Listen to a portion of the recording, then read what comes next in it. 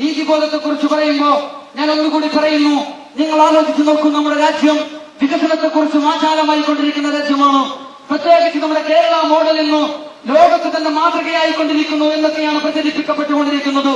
കഴിഞ്ഞ UDF government വികസനത്തെക്കുറിച്ച് കേരളത്തിലുടനീളം വാചാലമായി നടന്നിരുന്നു. ബഹുമാനപ്പെട്ട ഉമ്മൻചാണ്ടി തിരുവനന്തപുരം മുതൽ കാസർഗോഡ് വരെ പ്രസംഗിച്ചത് അവരുടെ വികസന പ്രവർത്തനങ്ങളെ കുറിച്ചായിരുന്നു, സ്മാർട്ട് സിറ്റിയെ കുറിച്ചായിരുന്നു, എക്സ്പ്രസ് വേയെ കുറിച്ചായിരുന്നു, അതുപോലെ ഫാഷൻ സിറ്റിയെ കുറിച്ചായിരുന്നു, ഇതുപോലെയുള്ള ഭീകരമായ പ്രോജക്റ്റുകളെ കുറിച്ചായിരുന്നു. തന്നെയുമല്ല അവർ പറഞ്ഞു, മറ്റുള്ളവരെ കുറിച്ച് വികസന വിരോധികളെന്ന് പറഞ്ഞു. വികസനത്തിന്റെ വക്താക്കളായിട്ട് UDF സമൂഹത്തിന്റെ മുമ്പിൽ പ്രത്യക്ഷപ്പെട്ടപ്പോ വികസന വിരോധികൾ എന്ന് പറഞ്ഞ് ആക്ഷേപിക്കപ്പെട്ടവരായിരുന്നു LDFന്റെ ആളുകൾ. പക്ഷെ LDFന്റെ ആളുകൾ തെരഞ്ഞെടുപ്പ് നയവിശദീകരണ യോഗങ്ങളിൽ പറഞ്ഞു, ഞങ്ങൾ വികസന വിരോധികളല്ല, പ്രതിരോധ ഭാഗത്തേക്ക് മാറി നിൽക്കുകയും എന്നിട്ട് ഞങ്ങൾ വികസന വിരോധികളല്ല എന്ന് വിളിച്ചു പറയുകയും ചെയ്തപ്പോ സോളിഡാരിറ്റി യൂത്ത് മൂവ്മെന്റ് ആക്ഷേപത്തോട് എഴുന്നേറ്റ് പറഞ്ഞു, ഞങ്ങൾ വികസന വിരോധികൾ തന്നെയാണ്. കാരണം ഞങ്ങൾ അടിയുറച്ച് വിശ്വസിക്കുന്നു, നിങ്ങൾ പ്രചരിപ്പിക്കുന്ന വികസനം, നിങ്ങൾ നടപ്പിലാക്കുന്ന വികസനം മുതലാളിത്ത കുബേരവർഗത്തിന്റെ വികസനമാണ്. നിങ്ങൾ പട്ടണങ്ങളിൽ ഉയർന്നു നിൽക്കുന്ന കോൺക്രീറ്റ് കാടുകളിലേക്ക് വിരൽ ചൂണ്ടുന്നു. നിങ്ങൾ നമ്മുടെ നാട്ടിലെ മൾട്ടിനാഷണൽ ആശുപത്രികളിലേക്ക് നിങ്ങൾ വിരൽ ചൂണ്ടുന്നു. നിങ്ങൾ നമ്മുടെ നാട്ടിലെ ഭീകരമായ ലക്ഷ്യങ്ങൾ കോഴ വാങ്ങുന്ന സോഷ്യൽ കോളേജുകളിലേക്ക് നിങ്ങൾ വിരൽ ചൂണ്ടുന്നു. നിങ്ങൾ നമ്മുടെ നാട്ടിലെ സ്വകാര്യ മെഡിക്കൽ കോളേജുകളിലേക്ക് വിരൽ ചൂണ്ടുന്നു. എന്നിട്ട് നിങ്ങൾ പറയുന്നു, നമ്മുടെ രാജ്യം വികസിച്ചുകൊണ്ടിരിക്കുകയാണ്. സോളിഡാരിറ്റി യൂത്ത് മൂവ്മെന്റ് പറയുന്നു, നിങ്ങളുടെ ഈ വികസനത്തിന്റെ കെട്ടുകാഴ്ചകൾക്കപ്പുറം നമ്മുടെ രാജ്യത്ത് ചില മൗനങ്ങളുണ്ട്, നമ്മുടെ രാജ്യത്ത് ചില നിശബ്ദതകളുണ്ട്.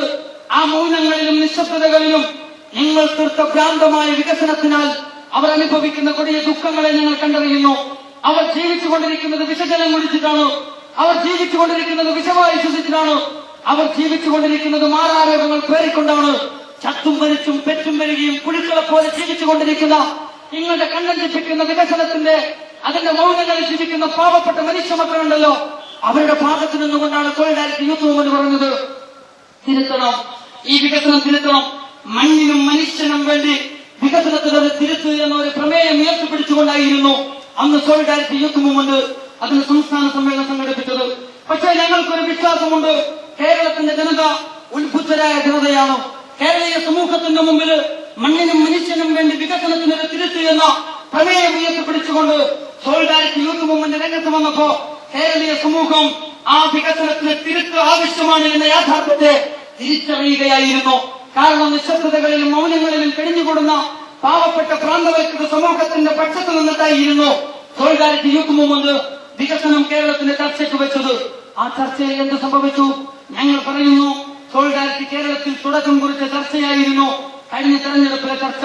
വികസനത്തിന്റെ വക്താക്കളായിട്ട് രംഗത്ത് വന്നവർ, സ്മാർട്ട് സിറ്റിയുടെ വക്താക്കളായിട്ട് രംഗത്ത് വന്നവർ, അതേപോലെ തന്നെ ഫാഷൻ സിറ്റിയുടെ വക്താക്കളായിട്ട് രംഗത്ത് വന്നവർ, അങ്ങനെ എക്സ്പ്രസ് വേയുടെ വക്താക്കളായിട്ട് രംഗത്ത് വന്നവർ, അവർ മുഴുവനും നമ്മുടെ കേരളത്തിന്റെ മണ്ണിൽ നിന്നോ അധികാര കേന്ദ്രത്തിൽ നിന്നോ ആട്ടിപ്പുറത്താക്കാൻ കേരളത്തിന്റെ ഉത്ഭുത ജനതയ്ക്ക് സാധിച്ചുവെങ്കിൽ ഞങ്ങൾ പറയുന്നു, സോളിഡാരിറ്റി യൂത്ത് മൂവ്മെന്റ് ഈ ഭ്രാന്തമായ വികസനത്തിനെതിരാണെന്ന് പറഞ്ഞിട്ടുണ്ടെങ്കിൽ ആ ഭ്രാന്തമായ വികസനത്തെ തിരിച്ചറിഞ്ഞുകൊണ്ട് കല്ലെറിയാൻ കേരളത്തിലെ ഉത്ഭുത ജനതയ്ക്ക് സാധിച്ചിരിക്കുന്നു എന്ന കാര്യം അവർക്കതിന് സാധിച്ചിരിക്കുന്നു.